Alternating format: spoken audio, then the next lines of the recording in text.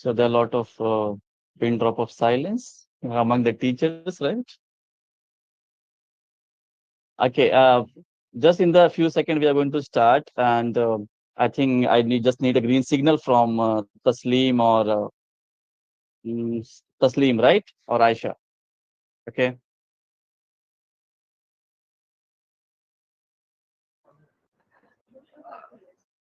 Hello, sir. Yes, I can hear you. Tell me. Yes, sir. Yes. Should we start? Very good afternoon to all my dear participants. With great enthusiasm, I'm welcome our distinguishing speakers, Mr. Aftab Siddiqui, who is going to deliver the lecture on understanding student psychology, learn how psychological principles shape students' behavior, learning, and emotions. Who will illuminate with their expertise and who are here to make a difference in young minds. Let us embark on this journey of learning and inspiration together. So I request Siddiqa ma'am to please introduce our speaker, Aftab Siddiqui sir. Very good afternoon to all of you. I am Siddiqui Inamdar. It's my immense pleasure to introduce today's speaker, Mr. Aftab Siddiqui sir. With a profound commitment to mental health and well-being, Aftab Siddiqui sir is session therapeutic counselor whose expertise span addiction counseling, trauma recovery, depression, marital therapy, and career guidance. Sir is highly skilled and empathetic therapeutic counselor with over a decade of experience in mental health and wellness specializing in areas such as addiction counseling, trauma recovery, depression, marital therapy, and career guidance. Sir has dedicated his career to helping individuals navigate life's most challenging moments. His profound understanding of human behavior, coupled with his compassionate approach, has made him trusted figure in field of mental health.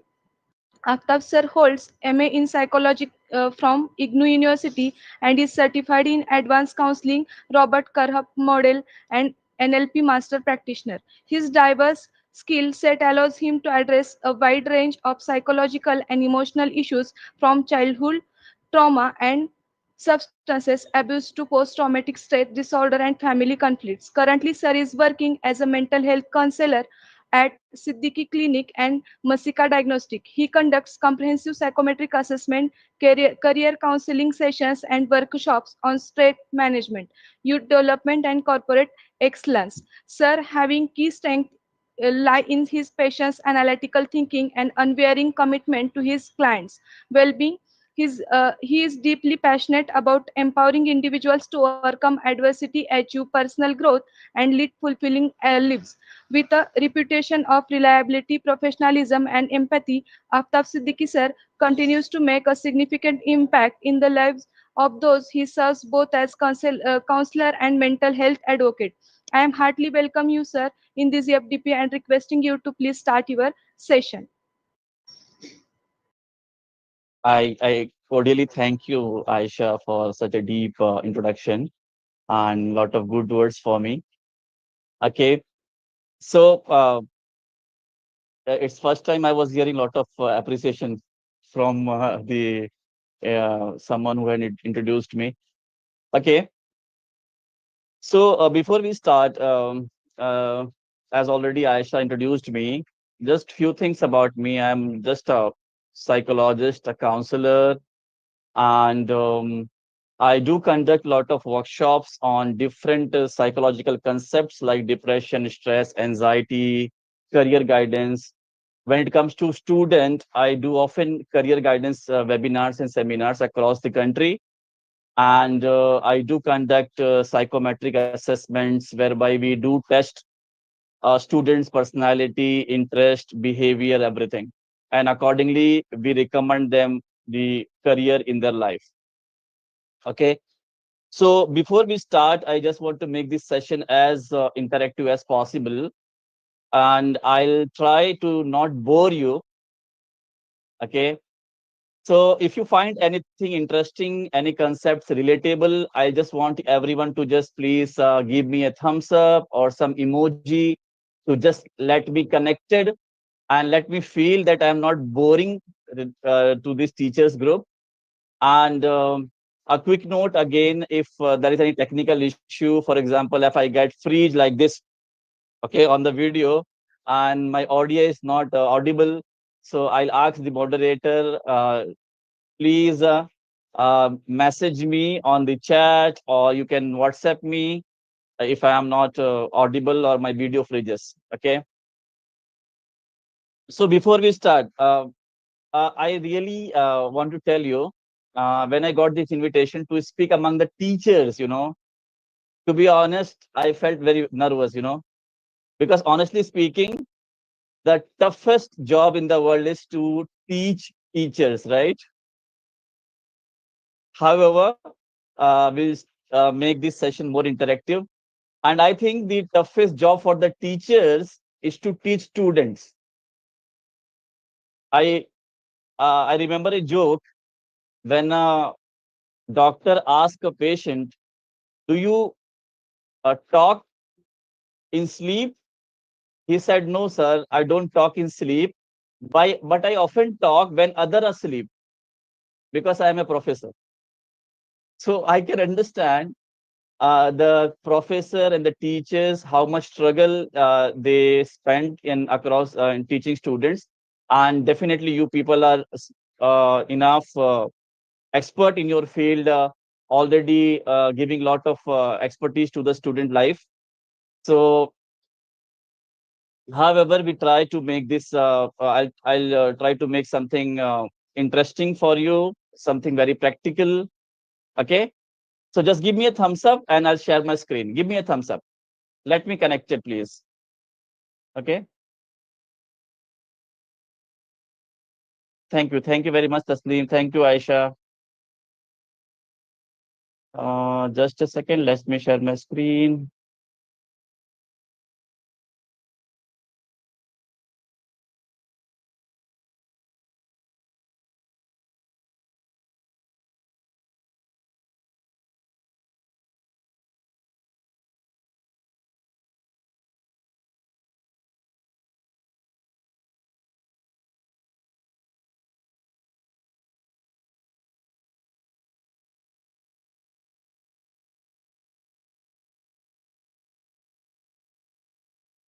Have I screen visible?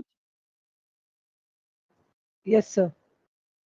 Okay. But when I make the screen visible, like my video is hidden. Just a second. Speaker view. Okay.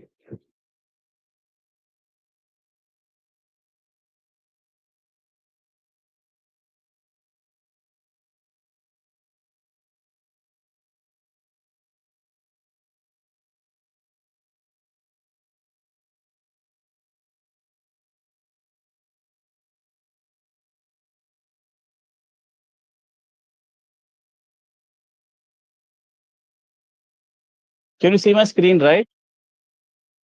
Yes, sir. Okay. Can you just read for me what is it on the screen, Aisha or Tasleem?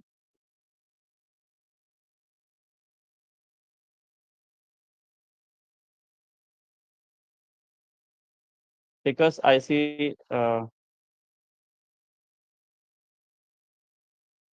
understanding how psychology effect influence student learning, emotion, and behavior. Can you see this on the screen?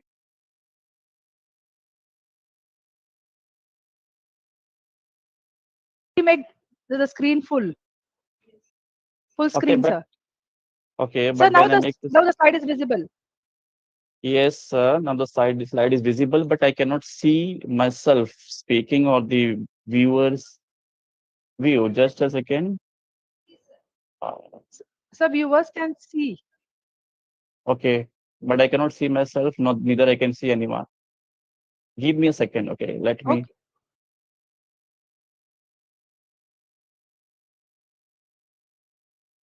Often we make sessions on.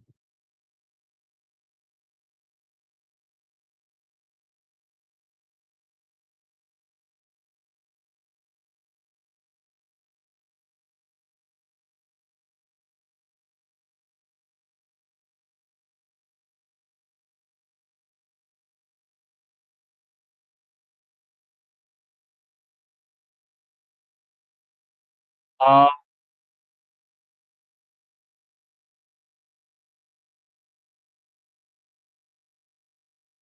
Tasleem, can you do one thing? Yes, sir. I think when I share my screen, I cannot. Let me again share my screen. When I share my screen, my view is not same. I often do sessions on Zoom. Okay. Yes, just a second. Huh?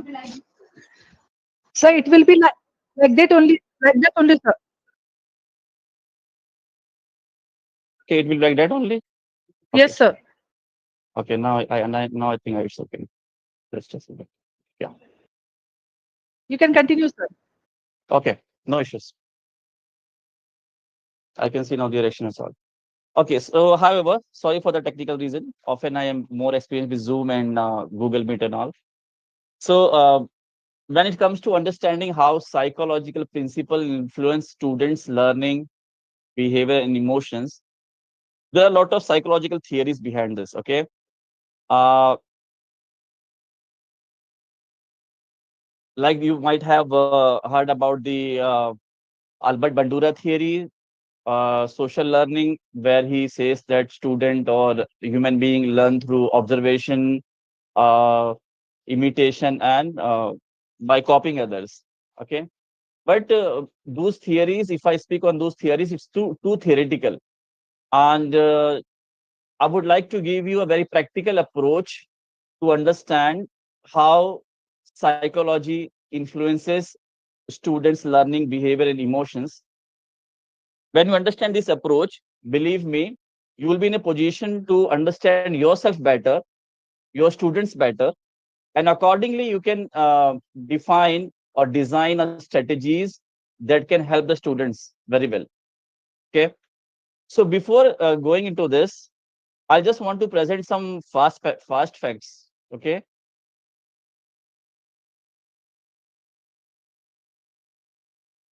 If you search on Google, you'll come to know in India, approx 20 crore people are going through some or the other mental health disorders, according to the Public Health Foundation of India.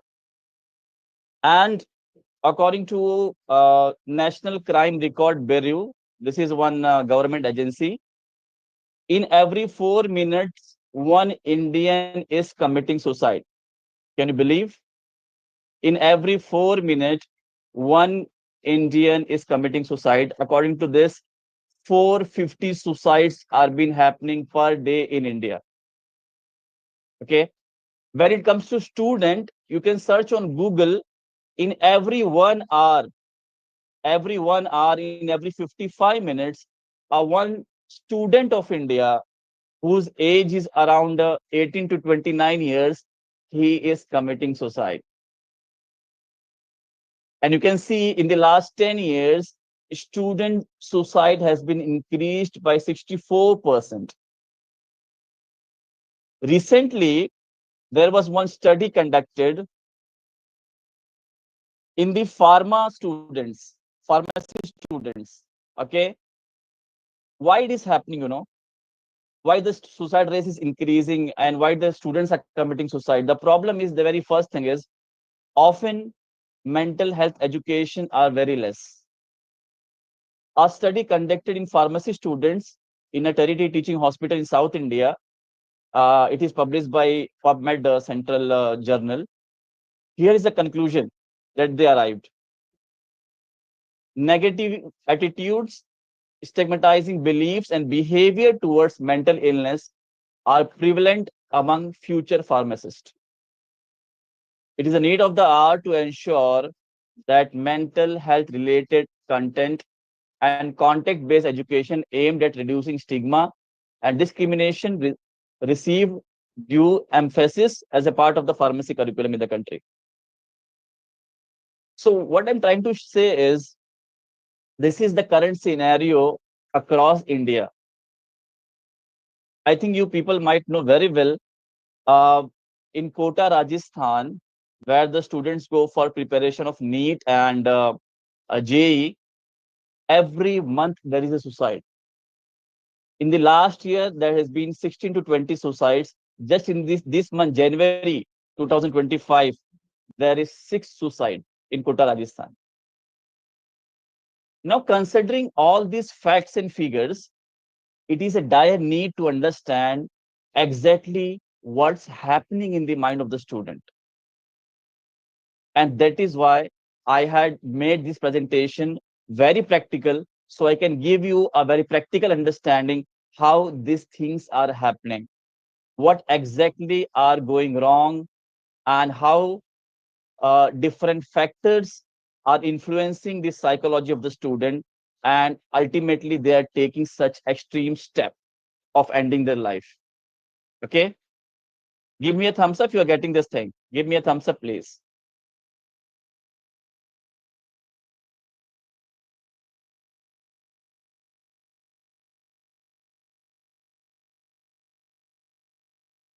Okay. Okay, Taslim, is my video also visible? Yes, sir. Yes, sir. Okay, okay, okay. No issues.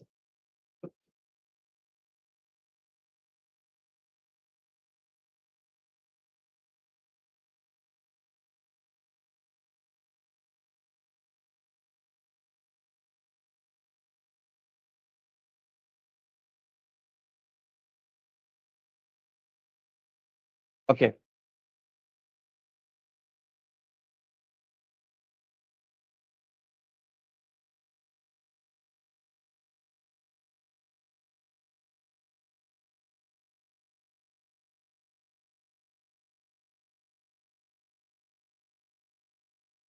okay. So, mm,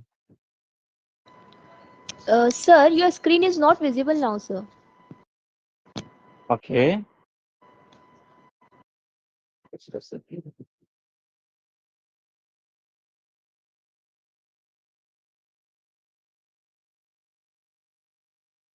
It's visible now? Visible, sir. Yes, Okay. yes. However, okay, forget about this.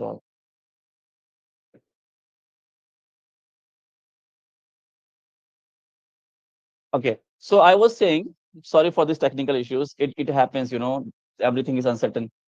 So as I said, that these are the fast facts across India, which needs our dire attention. And based on this data and factual information, I'll try to present this presentation. So you'll get a practical knowledge exactly what has been happening in the mind of the student that is letting them to take this extreme step. Okay.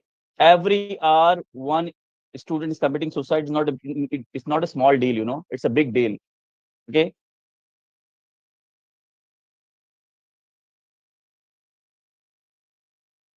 Okay. So I just want everyone to, for 1 minute, just read this question. Okay, think of a student who struggles in your class, and what do you think is the primary reason behind their difficulties? You can just write the answer in the chat box, or anyone can just say the answer, or if you have the QA session at the end, you can just write in the chat box. Think of a student who struggle in the class. What do you think is the primary reason behind the difficulties?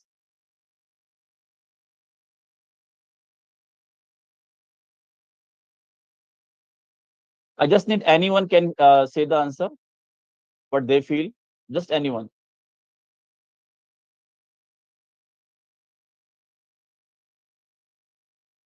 Yeah, please.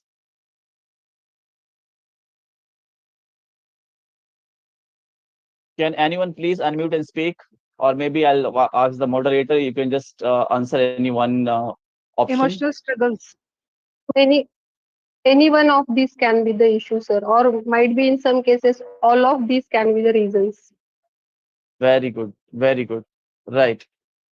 Emotional struggles. Yes. As you said very rightly, any one can be the reason.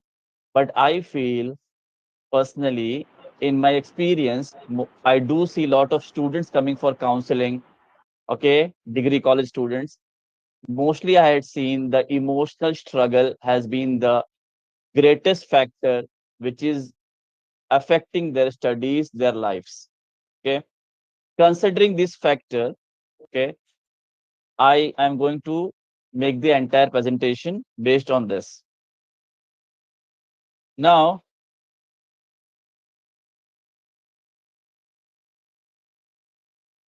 these are the psychological factors.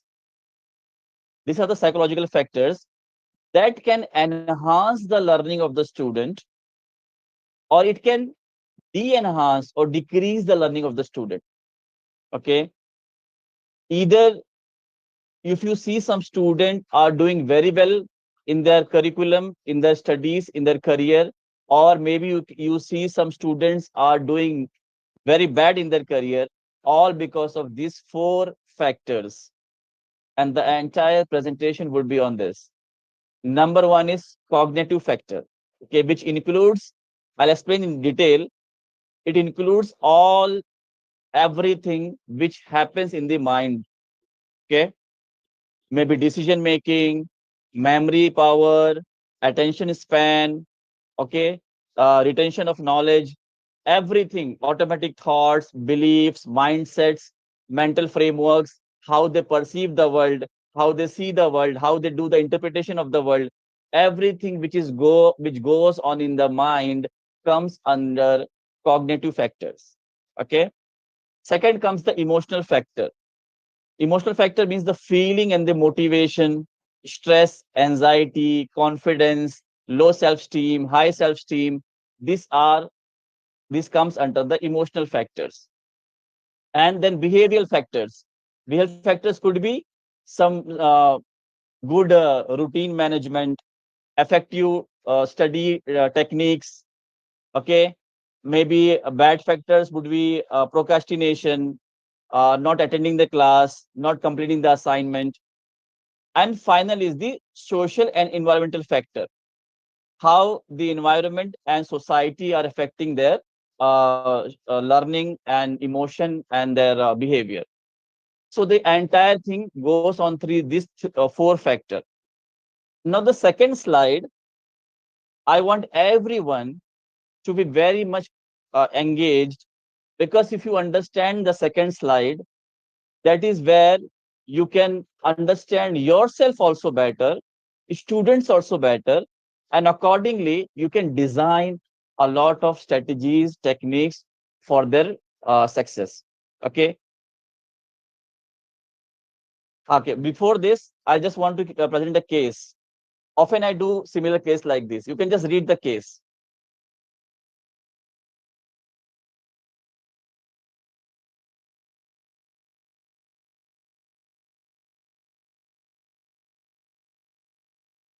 I often do get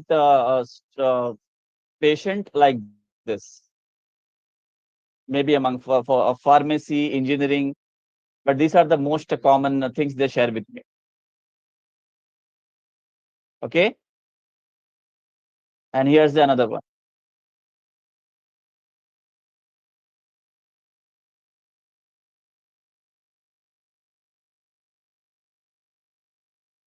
Arun Sharma, 24-year final year pharmacy student, has always been consistent in studies, but over the past few months, his motivation faded. It all started after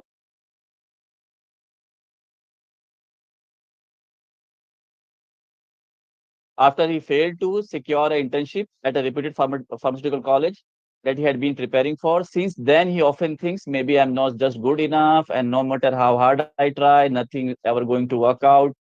This thought make it difficult for him to concentrate on studies, and even when he tries to study, he feels like his mind is foggy and nothing all stays in his memory. He wakes up feeling exhausted, even after long hours of sleep, and sometimes struggles to even get out of the bed. His appetite has changed. Some day he eats, while other day he just take eating. He avoid messages from the friends and relatives, and ultimately, what is happening?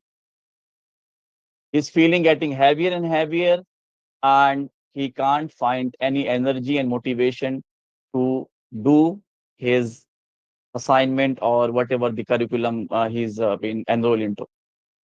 This is often the case that I too get, and often you'll also can relate some or the students in your class, or maybe your friends or relatives, they often go through this kind of things. Okay. Now it is very important to understand how these all things are happening, how cognitive factors, emotional factors, behavioral factors, and environmental factors affecting the life of a student. Ultimately, these all the things are happening. Okay. Give me a thumbs up if you are getting this thing. Give me a thumbs up, please. Just make me sure that I am not the only one who is speaking. Thank you. Thank you very much. So here comes the important slide now.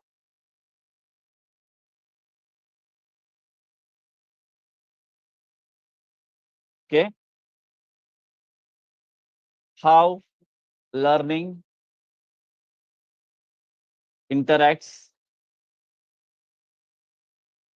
Okay. So now let's say this is a student. Okay. Just pay attention very, very closely to this. You will understand this. My presentation is, I'll happy. Here is a student. It can be a student, it can be you or anyone in your, anyone, any human being. Okay. What happens? Every day, every now and then, we are going through some kind of events. What is events? Events are everything that we came across to. For example, now you are listening this lecture. I'm speaking. This is a event. Okay. You'll go after this lecture to your home. Maybe you have a class. Your classroom is again a different event. You speak with someone, that's a different event. Every now and then we are coming across to different events in our life. Okay. And how we do perceive these events is based on our senses. Okay. Visual sense, for example, you are looking at me, you are looking at this presentation. This is your visual sense working. And hearing sense, you are hearing my audio. This is your hearing sense is working. Information is going in your mind. And something we, sorry, someone want to say something? Please continue, Okay. sir. Okay. And the third is kinesthetic sense. Okay. Kinesthetic sense means the touch sense, the skin sense. In biology, we call it as kinesthetic. And something we perceive by smell, and something we perceive by taste. But smell and taste are often come into the kinesthetic sense only. Okay. So every now and then, whether you want or you don't want, some kind of information are going in your mind through your eyes, through your ears, and through your skin. Maybe your skin might be telling you now whether the environment is hot or cold, or maybe you're feeling comfortable now, you're feeling uncomfortable now. Okay. So this is giving you information. Now, when we perceive the events with visual, hearing, and kinesthetic sense, the information goes to our mind. Okay. Something is going in your mind. Maybe somebody is thinking, presentation is good, I'm getting the thing. Somebody is thinking, no, it's boring. Somebody is thinking something else, something else. So a single event, but different people are taking it differently. Okay. Why?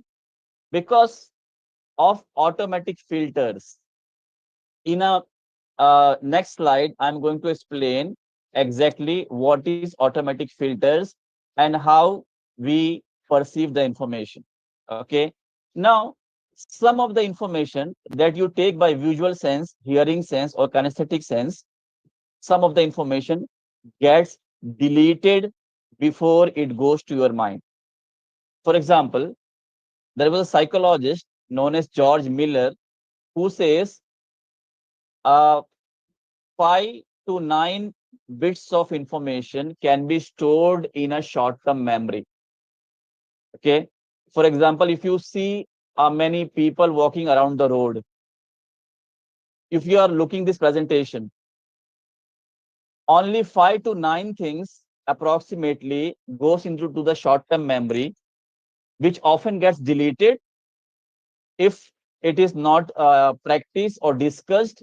And if it is practiced and discussed, it goes to the long-term memory. Okay. And some of the information that you see come across are get distorted. What is distorted? Distortion means we give our own meaning to the situation, to the events. How we give that meaning, I'll explain you in a while. Okay. So there is an event, and that event information is going into your mind through visual, hearing, and kinesthetic sense. And then it is going into the memory. This is called as memory storage. Okay. This is also called as experience or subjective experience. Often people talk about, I know about that girl, I know about that professor, I know about that teacher. What they are actually saying, they are referring to their experiential learning. I know how she is, I know how he is, I know that student, I know that teacher, I know that principal. When you say like this, actually you are referring to what is stored in your memory. We call it as subjective experience. I'll make it more simple. Let's say there is an event, you are standing on a road, okay, and you see a person coming on bike, and he got accident. He fall on the road, he's bleeding now, okay. Now the event is one, but maybe you see that event and you feel very much stressed and you feel very much pity. Oh, what happened to this guy? But there may be a doctor in that place. Okay, he saw that event. He could perceive it differently. He might think, oh, now he's coming to my clinic. It's a business now for me. So event is a single thing, but how it is stored in your memory is actually your subjective experience, not actual the event. For example, anything can happen. Life is full of uncertainties. Maybe tomorrow some new rule is passed by the government. Anything can happen. But two different people will take this two different things differently. And that is stored in their memory. Okay. This is called as subjective experience. This is also called as subconscious mind. If you have heard this term, subconscious mind. Okay. This is also called as mindsets and beliefs. Okay. Now, this memory storage, which is stored in your memory in form of memories or mindsets and beliefs, this will not stay as it is. This is going to create something, and that is called as cognitive process. That means this subconscious mind, this mindset of yours or student, this belief of the student defines how they interpret the world, how they interpret the studies, how they automatically respond to any situation, automatic thoughts. Okay. Now further, this cognitive process doesn't stop here. The way the person or student interprets the information, their automatic responses to any situation. For example, maybe you are a professor, you are a teacher, you might have find some student who is very cooperative in the class. When you ask something, he just stand up, he agrees with you. When you give an assignment, he is very much okay, he complete the assignment, and you feel like this student is very much interested in studies. On the other hand, you might find some student who, when you say something, he get angry. He just miss the class and he doesn't cooperate in the assignments and anything. The automatic responses are different from the students. Okay. That is coming because of their memory storage, of their mindset and beliefs. Now, this cognitive process doesn't stay here again. This is converted further into something called as feelings. Okay. So cognitive process creates the positive feeling or negative feeling. You can see on the left side of the slide below the event. Now, if your cognitive process, your interpretation of the event, your interpretation of the anything of the life or your studies is positive, you will get positive feeling. Student will get positive feeling like happiness, calmness, their confidence will be high, their self-esteem will be high, they are good in concentration, they feel energetic, they feel hopeful in their career, and so forth. Okay.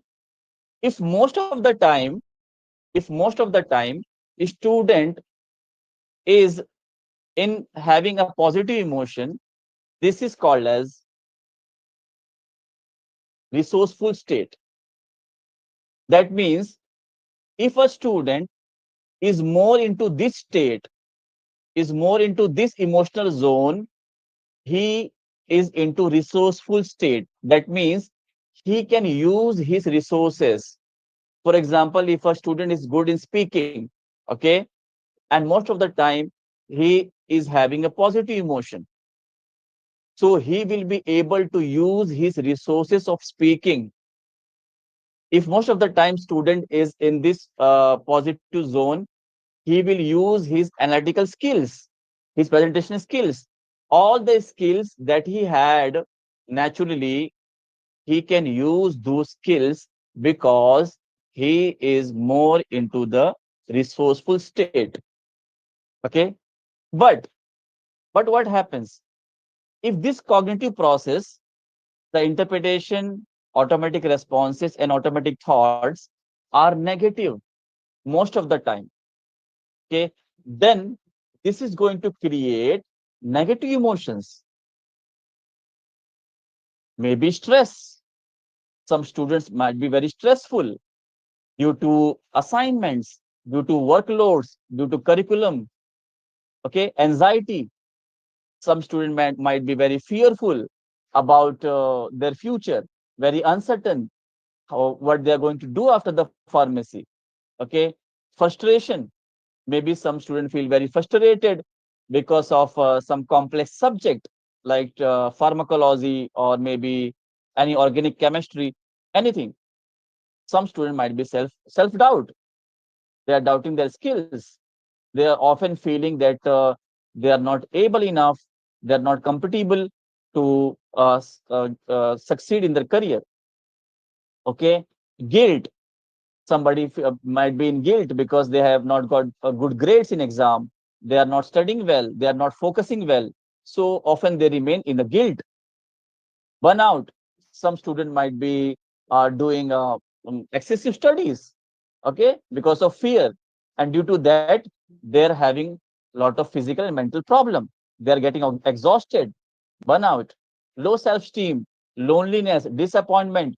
Some student might have resentment about the professor. This professor is very strict. This professor is very straightforward, and then they have very bitter feeling about the professor as well. Okay. So if most of the time, understand again, if most of the time students are in this zone, negative zone, negative emotion, this is called as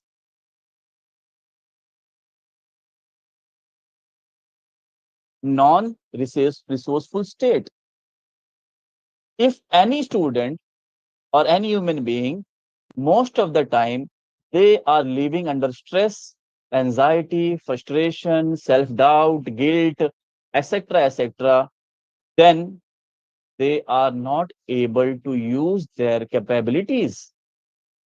Even though they are a good speaker, even though they are good in decision making. Okay, any quality they have, they will not be able to use that quality because most of the time they are into negative emotion zone. That means they are non-resourceful state. It means like they have a locker You have a locker and there is a money in the locker, but your key is lost.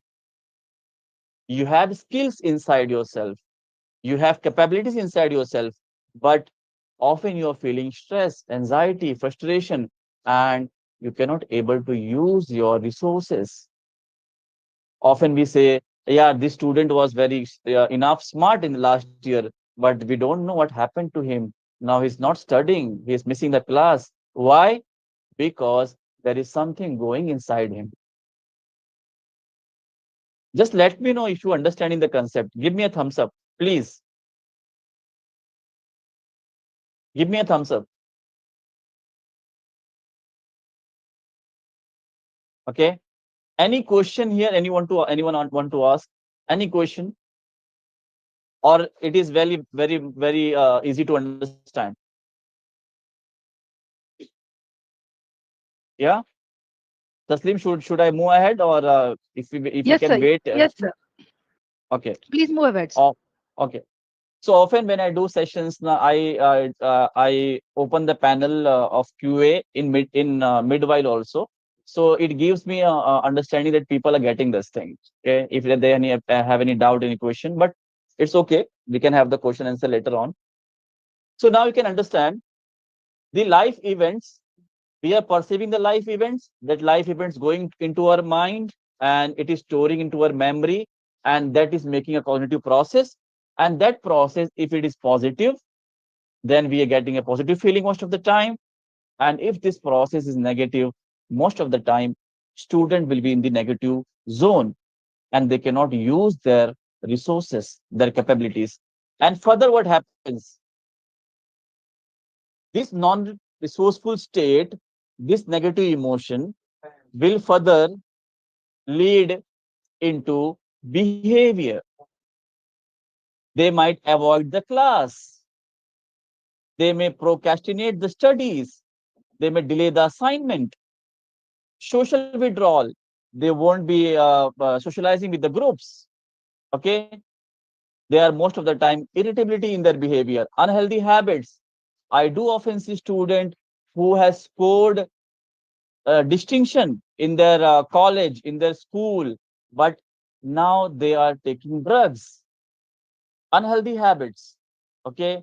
Most of the time they would be in idleness, not doing anything, social media, Instagram, YouTube, Facebook, chatting, just doing behavior which are destructive, which are making their life stuck, not helping them to move on.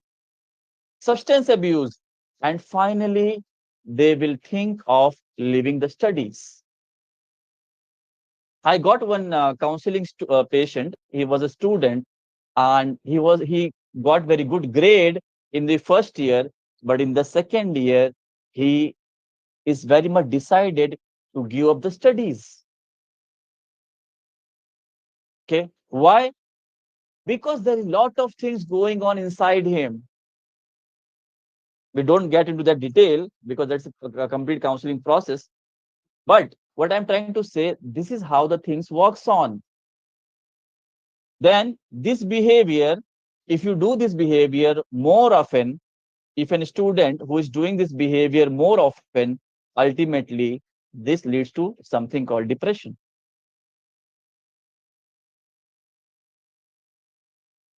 Okay. So can you just relate it? We all go through any kind of event, like this event is happening.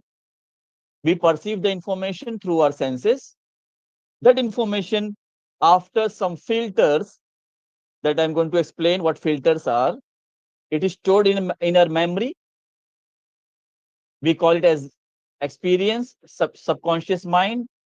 This is where our mindset and beliefs are formed. And this then leads to our cognitive process. That is how we interpret the world, how we interpret the studies, how we interpret the professor behavior, everything. Automatic responses, automatic thoughts, and these automatic responses and thoughts and interpretation further leads to negative emotions.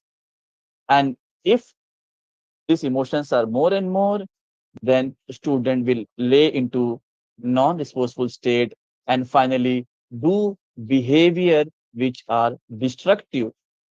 Okay. And then finally, they go into depression.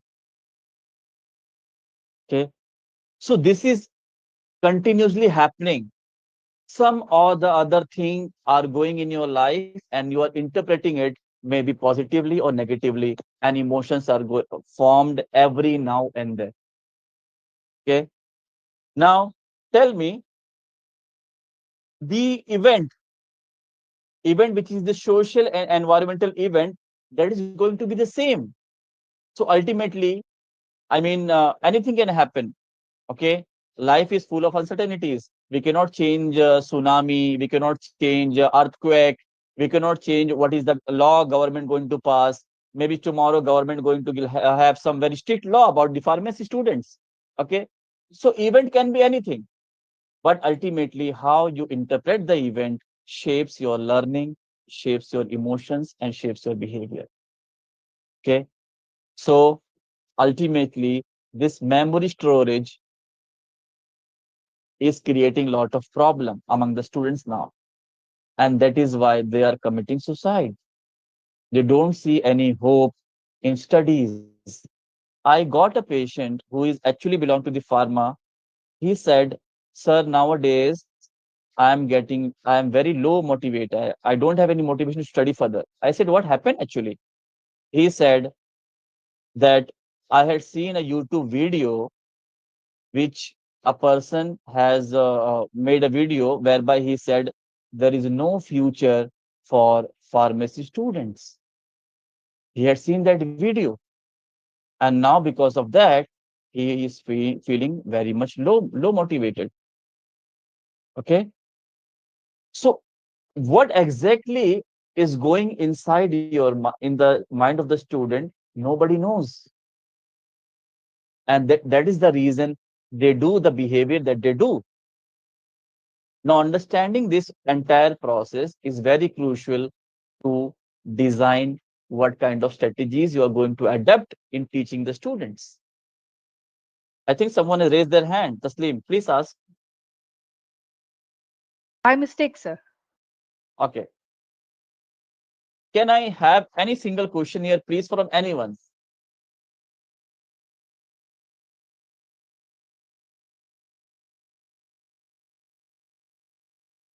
Anyone, please.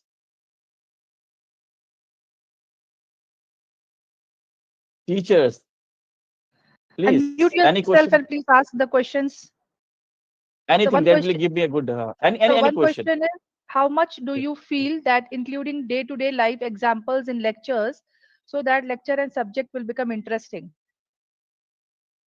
How much you feel? Huh. That Okay. including day-to-day life examples Hmm. in lectures so that lectures and subject will become interesting. Okay, this is a question, right? By Dr. Sachin. Okay. Yes, Sachin. So that purely comes will be the second part session where I'm going to tell you some strategies by which you can make the your lecture interesting, and which can enhance the learning of the student.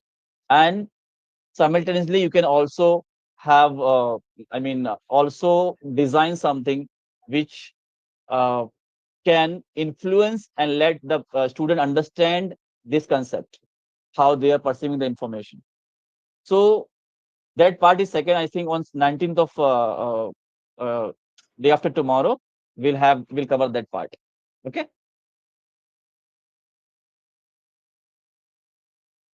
Yes. Anyone else? So please continue.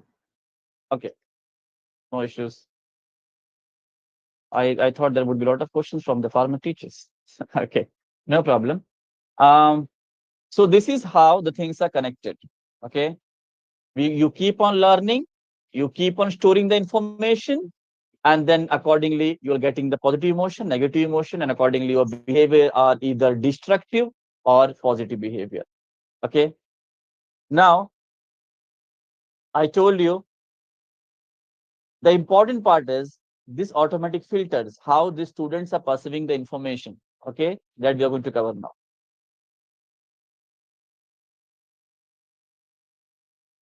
Okay, we call it as mindsets.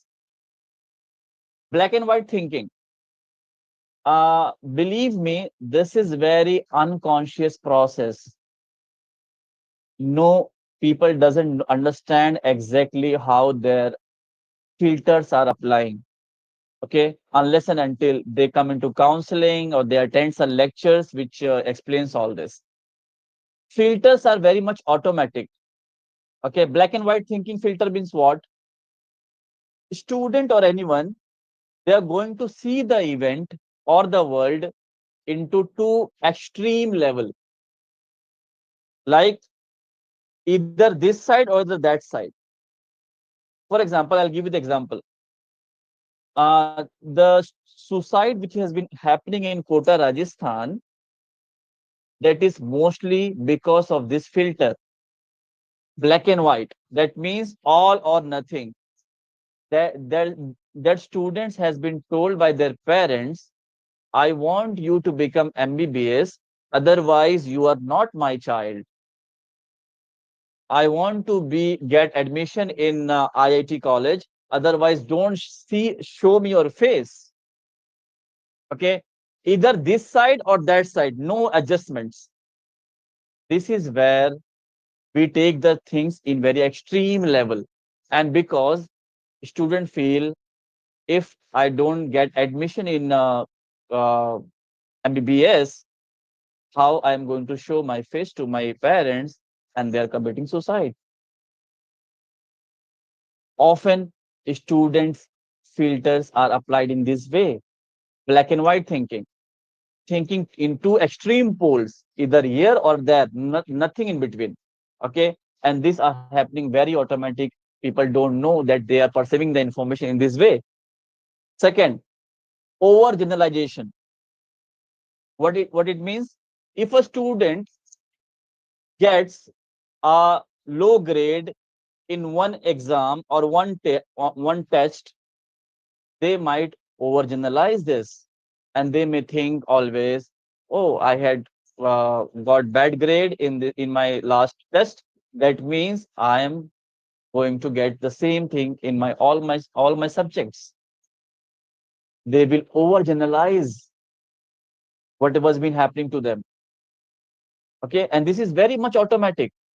They don't understand that I am doing. I got a student for counseling, and he constantly was saying to his parents and everyone, I am a failure, I am a failure, I am a failure. And often he was getting suicidal thoughts. And when he came to me for counseling, I said exactly what happened. He said something, XXXYZ, and because of that thing, he was considering himself as a failure. So I made him realize, see, this is one event, one thing happened with you. It doesn't define your failure. It is actually a cognitive filter that your mind is applying, which is taking a single information and it is throwing it on your entire personality. We call it as a blanket statement. Okay. This is also often happens with a student. Tunnel vision, filtering. Okay. They, for example, a professor once said to a student, you are stupid. Okay. And same professor to the same student also had multiple times, you are smart. But because one day same professor to the same student said, you are stupid, the student is going to take that single thing, filter it, and just make it big, big, big, big, big, and just ignore what exactly the professor said multiple times. Same goes with the studies also. For example, if after this lecture 160 participants, I think, if 100 participants says the lecture was good, okay, and if 10 participants says it was a boring lecture, so what might I do if I apply this filter in my mind? I am just going to ruminate. I'm just going to think and think and think about that 10 feedbacks from you people. This is called filtering. This is very common happening in the students. whereby they take a small feedback from anyone and just they make it big and big and big like mountain. Okay, and they disqualify whatever the positive thing happening with them in their studies or maybe in their relationship or maybe their professional student relationship. Just they disqualify the positives and just take the negative and magnify it, making a mountain out of a molehill. This is also automatic filter. Now, mind reading. Okay, sometime it happens, students or anyone, we often think that what people are thinking about me, I know. If this filter is applied to a student, he might be always thinking that this professor thinks that I am not smart, I am not good enough. Why? Because maybe the professor came and that student say, "Hi, sir," and the professor didn't listen hi, and he said nothing. Now that student might have the belief this professor might be thinking I am not good enough. And because of small that one event, he just keeps on ruminating that in his mind and then make it a big and big and big. And because of this, maybe he will not attend the lecture of that professor. So every now and then these things are happening with everyone. Similarly, catastrophizing. This filter is what? Interpreting what is going to happen in the future. Often thinking about the future. What if that happens? What if this happens? What if I don't get a grade A? What if, what if, what if, what if? Having lot of thoughts about our future. I often do get lot of students for counseling who has this filter. They don't see future as satisfying. They see their future as dark. So what if I fail? Okay, I said, what if we fail? Sir, my mother's and my parents' money will be lost. Okay, what will happen then? So maybe uh, they take some extreme step. They may do suicide. So lot of catastrophizing, lot of thinking about the future is going on among the students. Okay, this is one filter also. And as I said, these all filters are very much automatic. Okay, jumping to conclusion. What is this? Okay, Taslim, can I take 10-15 minutes more? No, it's okay, right? Yes, sir. Okay. Now jumping to conclusion. What is this filter? It is the filter whereby a student or anyone arrive to a conclusion very quickly, just based on a single thing. Okay. This also creates a problem. Emotional reasoning. It is the filter whereby you feel something in your heart and you know and you think this is truth. I feel like this, it means it's a truth. No, you can have any feeling. That doesn't mean that is a truth. Maybe a student is feeling something. I feel I'm going to fail, and he believes in that feeling. Okay, this is actually a emotional reasoning filter which has been applied in his mind, but he doesn't. He's not aware about this. Labeling. Labeling is what? Labeling is the uh, extreme form of overgeneralization.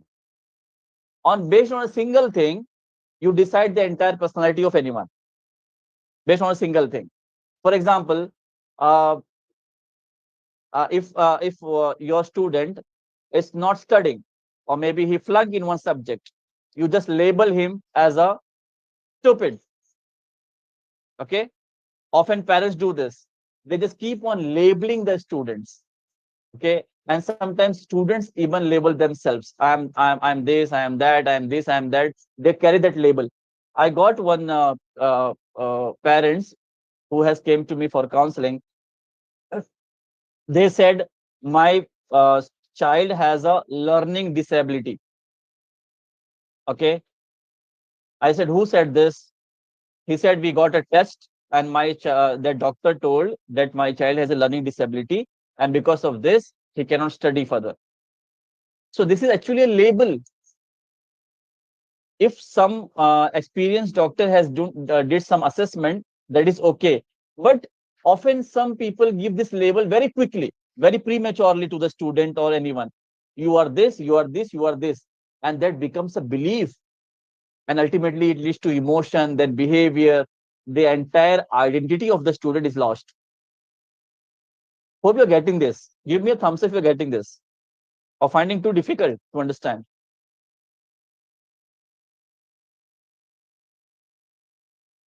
Okay. Then personalization. This is also one filter, whereby you always blame yourself. Okay. Student often comes to me of all ages, and then they say, "Sir, I feel I am burden on my family. If I'm not there, my family will be happy." They often feel they are the reason. They themselves are the reason for anything happening around them. Okay. This is one filter. And finally, the most important filter which has been applied in mindsets is should and must statement. Is similar like black and white thinking, but a very extreme form. I should get this, I should get that. People must be like this, people must be like that. World should be like this, world must be like that. They think in this way: should be, must be, should be, must be, should be, must be. And because of this, when they don't get what they want, they ultimately go into depression. So there is no should and must in life. Okay. Life is all about balancing what exactly the situation is, what the situation is demanding from yourself. You have to ultimately adjust yourself to the situation. But should and must filter often are applied among the students of today across I had seen, whereby they had some firm expectation which is very much unrealistic. Okay. So these filters actually happens every now and then. Okay. Let's take this example. If a student is always applying the filter of all or nothing, that is black and white, he might get, if I don't get top grades, I'm a failure. Okay. That is black and white thinking. Then feeling will be anxiety, low self-esteem, and his behavior may be avoiding challenges, giving up easily. Similarly, a student has a filter over generalization. I failed one test, so I'll be never to be good at this. If he thinks like this, hopelessness, frustration, then behavior will be lack of effort, avoiding studying. Similarly, you can see mental filtering. I only see my mistakes, not my progress. Emotion will be self-doubt, discouragement, lack of motivation in the behavior. Similarly, whatever the filter is applied automatically in the mind of the student shapes their emotion and shapes their behavior, because emotion and behavior actually are the result of cognitive filters.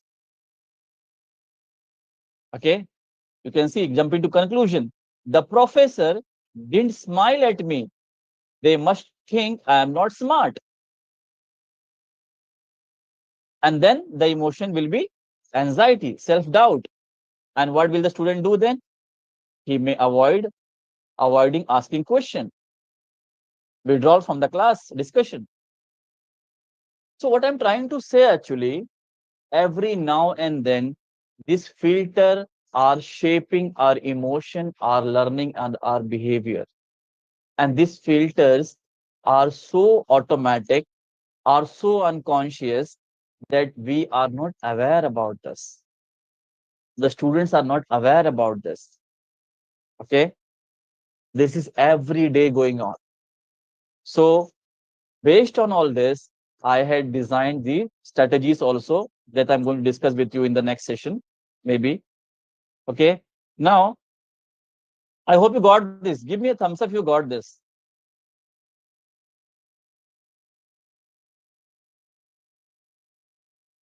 I am going too difficult, very psychological. Okay. See, then this might be the belief students often get. I must memorize everything to be a good pharmacist. I'm not good at chemistry, so I can't succeed in pharmacy. Lot of things that I see in my counseling career. They have some kind of self-defeating beliefs in them.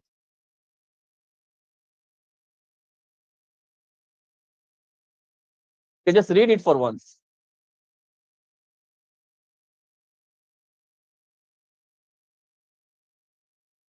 That automatic filter will form this kind of beliefs.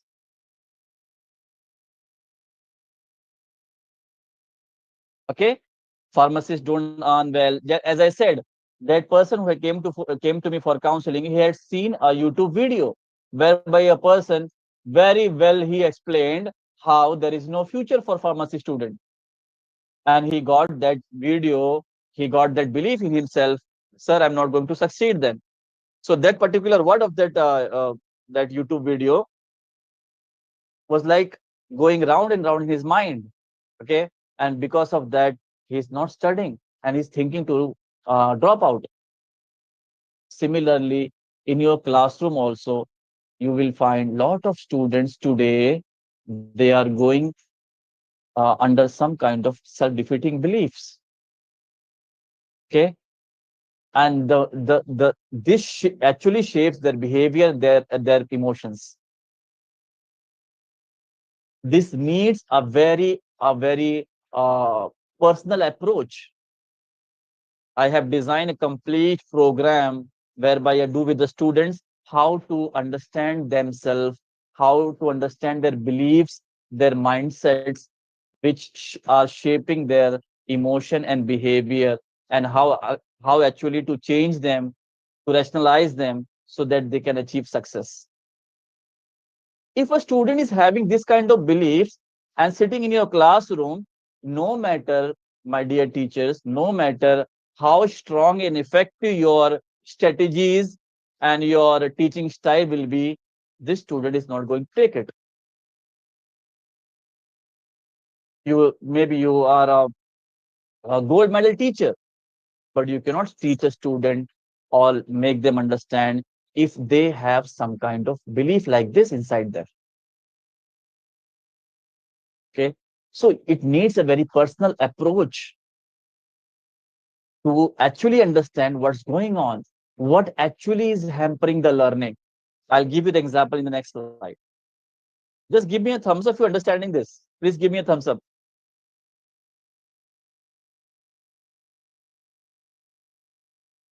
Thank you. Thank you very much. Okay, so now because of this belief and mindset, what happens in day-to-day life? Here is how it happens. For example, there is a situation. Okay, situation can be anything. Situation are called triggers. Situation are called triggers. Triggers are can be people, can be places, can be social media, can be book, can be scenery, can be past memory, anything from the past or the present or the future which gives a automatic thought in the mind of the student. That is called trigger. Trigger creates automatic thoughts. Thoughts are statement, words or sentences that comes automatically in the mind, and then ultimately it creates feeling. For example, there is a situation. Situation is what? Memorizing drug classification. Okay, this is a situation for a pharmacy student. He might get thought, there's too much to remember, I'll never be able to recall all these drugs in the exam. And because of this thought, he will get this feeling: anxiety, frustration, self-doubt. Let's say, I give another example. Let's say the situation is this. Just give me a second.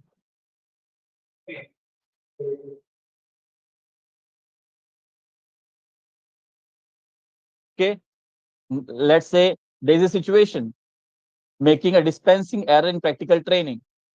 Some student did this, okay, and because of this mistake, he might get a thoughts: I made a mistake, I must not be good enough to be a pharmacist. And maybe this thought just keeps on growing in the mind of the student. And because of this thought, he often feels guilt, embarrassment, fear of failure. So every now and then, because of your mind, because of the mindset and the beliefs that I discussed, we as a student are interpreting the sorry are interpreting the situation, and we are getting automatic thoughts, and we are getting automatic feelings. And when we don't understand all this process which is going inside ourselves, then finally student takes the extreme step of doing suicide.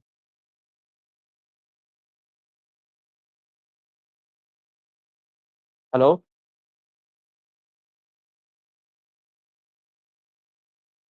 Yes, sir. Okay, can you hear me? Yes, sir. Okay, sorry. So you got this, right? Now I'll give you the how these things are reinforced then. Okay, let's say how cognitive filters ultimately hampers learning process. I'll give you example now. This will be the last slide now. Okay, now there is a situation. Okay, there is a test going to come, pharmacology test. Okay, our student thinks this test is very hard, I'm going to fail. Because of this automatic thought, he will feel anxiety, he may have some headache also, and then finally what he does, he does some behavior. He is not going to study, and maybe he spend time on social media. Okay, now ultimately, because of this unhealthy behavior, the consequences will be he's going to fail. If he fails, okay, now actually this becomes again difficult. Test becomes more difficult. There is a test, he gets a thought, this test is very hard, he gets anxiety because of this thought, and then he does unhealthy behavior. Ultimately he fails in the test.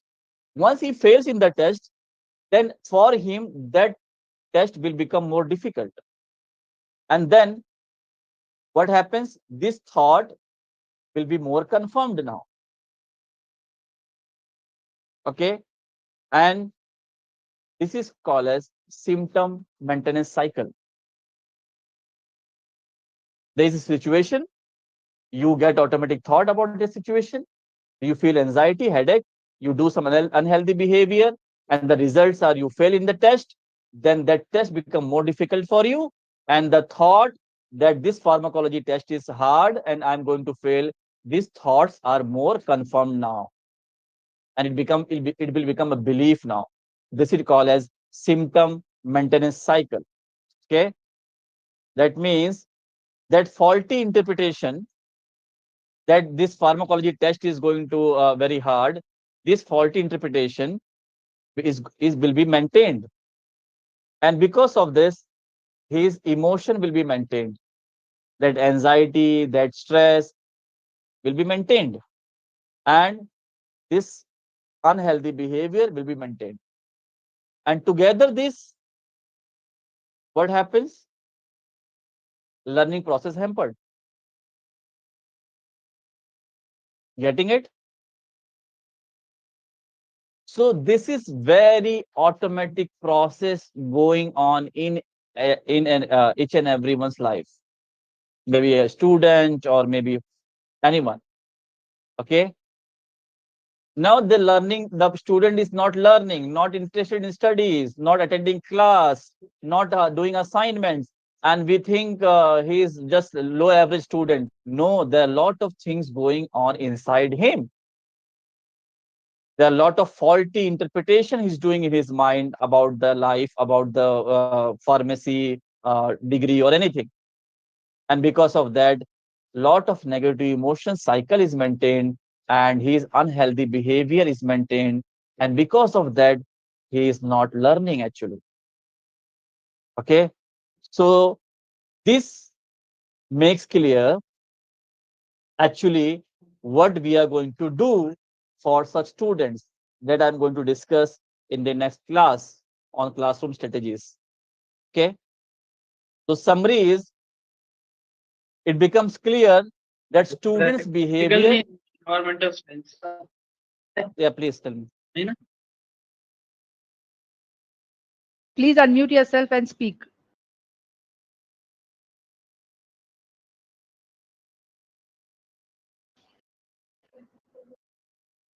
Continue, please. Continue, sir. So this is a summary actually that I was trying to explain.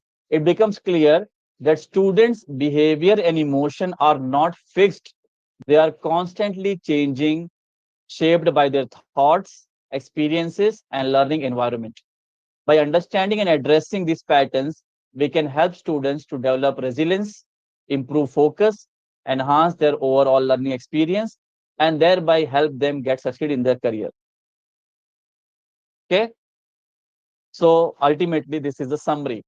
Every now and then, students are learning something from the environment, something from the class, something from the life, and they are doing some kind of faulty interpretation in the mind.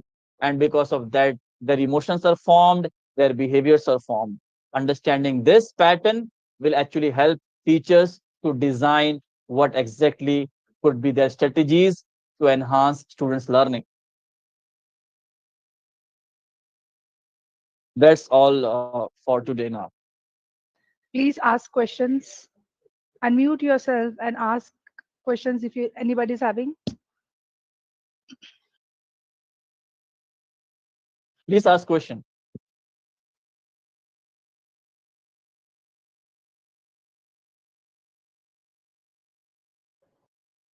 Yeah, please. Anything which needs more explanation, anything.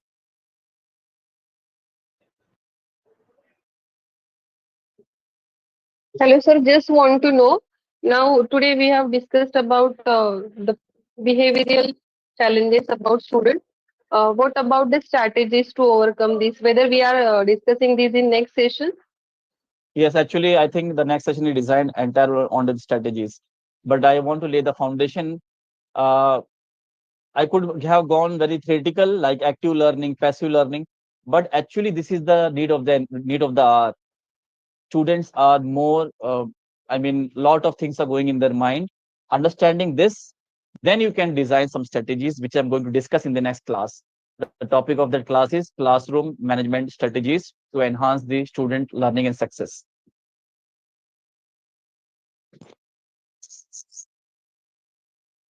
Yes.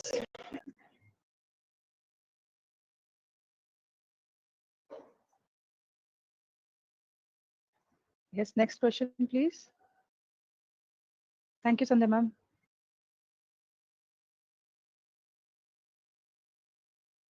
Anything you found difficult to understand? Or it was too much practical or like too deep to understand? Yeah, it was practically, sir. Actually, the filters, what you explained about cognitive filters, I think Yes. so. And the trigger point, what you have told in the last slide. So that Right. we have seen practically in the students, like they are afraid of some of the subjects like chemistry and all. And Right. due to that, they are like they don't give the test and they are like they're disliking the subjects. So Correct. these are the things which we are facing actually in pharmacy, where the Mhm. subject is sometimes it's vast or the chemical structures sometimes they are difficult to understand. So these things are triggering them a lot. And Right. whatever you said in the first slide, that is again valid, where you explained about the death rates, suicidal cases, suicidal tendencies you told. Right. So like the classroom, like the next slide, if you are telling sir that you will be explaining about the strategies, Mm. definitely you told about that, about the resourceful statement and non-resourceful state, which Right. you explained in the second slide. That was Right. really very good, Mhm. because the motivator for the students. So so Right. the teacher should see the student in a very positive manner. Right. Right. So I think so And this as factors should be taken out from the students about the triggering, about the all cognitive filters, what you told about black and white thinking and all that. correct. Right. Actually, the student needs to be get awareness about what exactly how the process are going on. And as I said, the triggers point. As you said, you find some student who say who Yeah, please. Someone?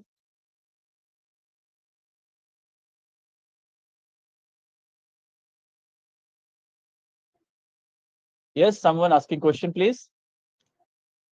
Yes, you can ask, please. Unmute yourself.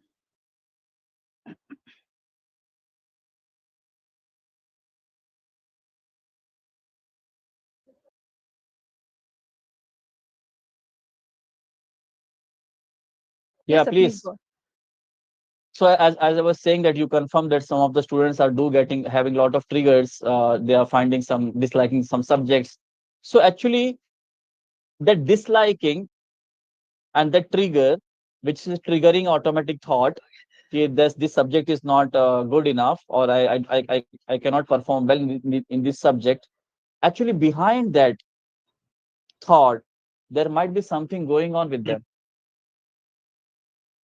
That is very necessary to understand.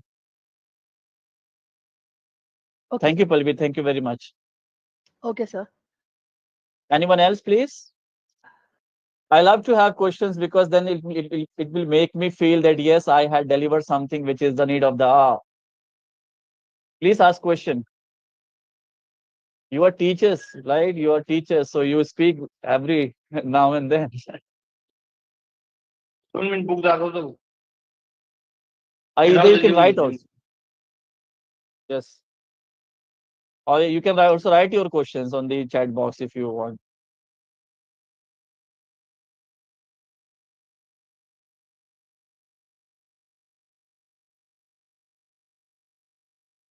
So as Okay, such, no no questions.